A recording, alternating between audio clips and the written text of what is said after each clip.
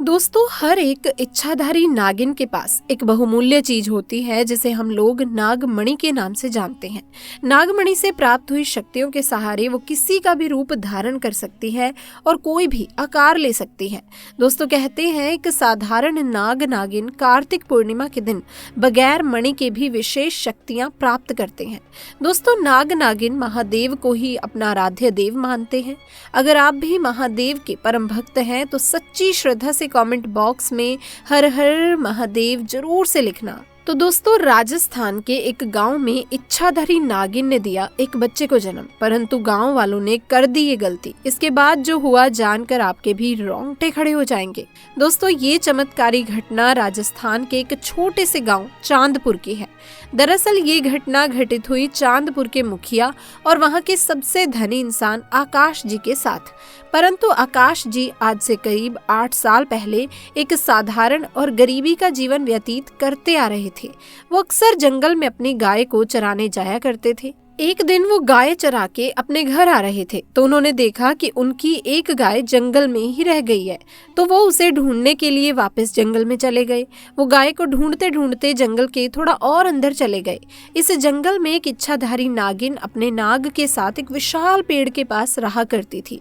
वो नागिन गर्भवती थी, शाम का वक्त था और आकाश उस पेड़ के पास से गुजर रहा था तो उसे वहां एक तेज चमकती हुई चीज दिखाई दी, परंतु साथ ही वो दोनों नाग नागिन भी वहीं थे। उन्हें देख वो थोड़ा डर गया और तुरंत ही वहां से जल्दी से घर की ओर भागा। आकाश इतना घबराया हुआ था कि उस समय तो उसने पीछे मुड़कर तक नहीं देखा, परंतु उस रात उसके ध्यान में वो चीज जो चमक रही थी बार बार आ रही थी। वो इतना तो समझ गया था कि हो ना हो बहुत ही मूल्यवान चीज थी और अगर वो मुझे मिल गई तो मैं भी धनवान हो जाऊंगा। परंतु सबसे बड़ी मुसीबत थी वो दोनों नाग नागिन। अगले दिन वो वापस जंगल उसी पेड़ वाले स्थान पर गया और कुछ दूर खड़े रहकर छिपकर उस पेड़ के पास रह रहे नाग नागिन को देखने लगा। कुछ देर देखने के बाद उसने ध्यान दिया कि नागिन तो गर्भवती है। वो उस रात घर आकर सोचने लगा कि अच्छा मौका होगा, जब नागिन अपने बच्चे को जन्म देगी तभी वो नागमणि चोरी कर लेगा, क्योंकि उस समय नागिन कमजोर होगी। बस नाग को मारना होगा। दोस्तों, कहते हैं अगर किसी नाग के मुंह की तरफ गोबर मार दिया जाए तो वो अपना होश खो बैठता है। अब आकाश हर रोज गोबर लेकर उस विशाल पेड़ के पास छुपकर सही मौके का इंतजार करने लगा। एक दिन वो मौका भी आया जब नागिन अपने बच्चे को जन्म देने वाली थी। तभी चुपके से आकाश ने नाग के मुंह पर तेजी से गोबर मारा और फिर एक बड़े पत्थर से नाग को मार डाला। फिर उसने नागिन और उसके बच्चे को भी मार डाला और उस मणि को उठाकर जल्दी से घर की तरफ निकल पड़ा। परंतु दोस्तों, उधर नागिन किसी तरह बच गई थी, बस बेहोश पड़ी थी। जब नागिन को होश आया, उसने अपने बच्चे और पति को मरा देखा तो उसके तो दुख दर्द का ठिकाना ही नहीं रहा। वो उस समय गुस्से से पागल हुई जा रही थी। उसने आकाश से बदला लेने की ठानी, परंतु मणि चली जाने के कारण वो अपनी शक्तियों का प्रयोग नहीं कर सकती थी। परंतु अभी भी वो अपना रूप तो बदल ही सकती थी। इधर आकाश को जैसे ही मणि मिली उसका पूरा जीवन ही परिवर्तित हो गया। उसकी फसल इस बार काफी अच्छी हुई और काफी महंगे भाव में भी बिकी। उसकी तो जैसे मानो लॉटरी ही लग गई हो, क्योंकि वो जो भी धंधा कर रहा था उसे हर जगह से लाभ मिल रहा था और आकाश को पता था कि ये सब उस चमत्कारी नागमणि का कमाल है। गांव में हर जगह उसका नाम था। आकाश के इस रुतबे को देख एक अच्छा रिश्ता आकाश के लिए उसके पास ही के गांव से आया और सुमन नाम की एक सुंदर स्त्री से उसका विवाह संपन्न हुआ। दोस्तों, सुमन अपने पति आकाश को बहुत ही प्यार करती थी और बहुत इज्जत देती थी। दोनों एक दूसरे का कदम कदम पर साथ निभाते उनकी जोड़ी गांव में मिसाल बन चुकी थी। उधर नागिन भी एक पुरुष का रूप धारण कर मंगल नाम से आकाश के यहाँ उसका मुंशी बन गया और आकाश का विश्वास जीतने लगा। आकाश भी मंगल के व्यवहार और वफादारी को देख उसे अपने भाई समान ही मानने लगा। एक दिन सुमन अपने पति आकाश के पास आती है और बताती है, तुम पिता बनने वाले हो, मैं गर्भवती हूँ। ये सुन आकाश की तो खुशी का ठिकाना ही नहीं रहा। उस दिन वो खुद अपने मुंशी मंगल के पास गया और बोला, देखो मंगल, मेरा कोई भाई नहीं है, परंतु जब से मुझे तुम्हारा साथ मिला है तुम मेरे सगे भाई से भी कहीं अधिक बन चुके हो।